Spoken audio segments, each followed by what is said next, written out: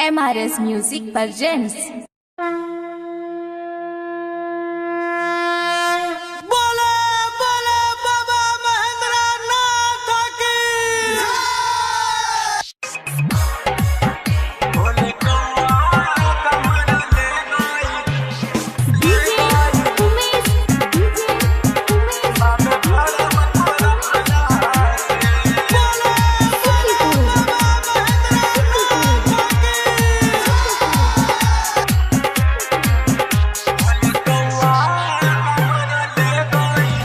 भोले कौआ कमर ले गइल बाबे पर्वत पर रखला से।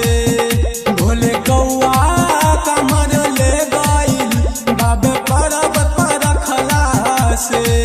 कमरिया आते हैं कमर उठाते हैं, कमरिया आते हैं कमर उठाते हैं। बम पैदल चल रहा है भोले कौआ कमर ले बाबे पर्वत पर रखला से। भोले कौआ कमर ले गइल बाबे पर्वत पर रखला से। कमरिया आते हैं कमर उठाते हैं, कमरिया आते हैं कमर उठाते हैं। बम पैदल चल रहा है भोले कौआ कमर ले गइल बाबे पर्वत पर रखला से।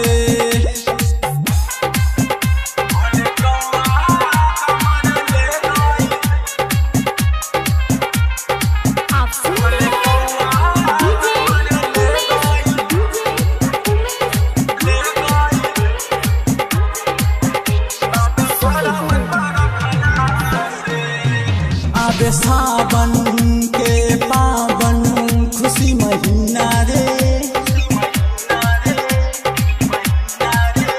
आबे सावन के पावन खुशी महीना रे।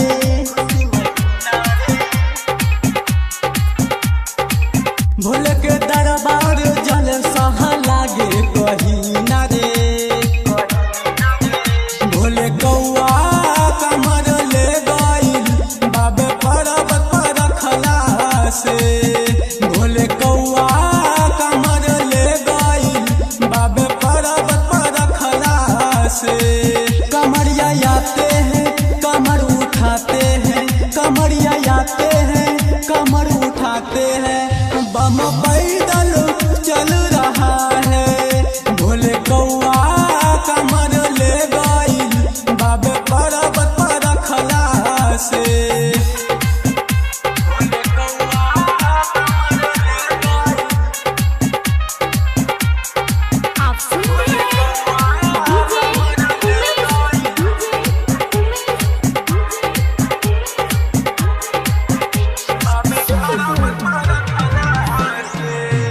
बाबा भोले के दरबार में सब आबै छै। बोलबा बोल के जलावा चढ़ाबै छै।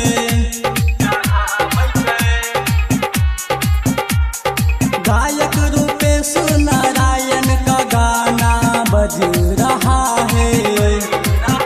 भोले कौआ कमर ले गइल बाबे पर्वत पर रखला से।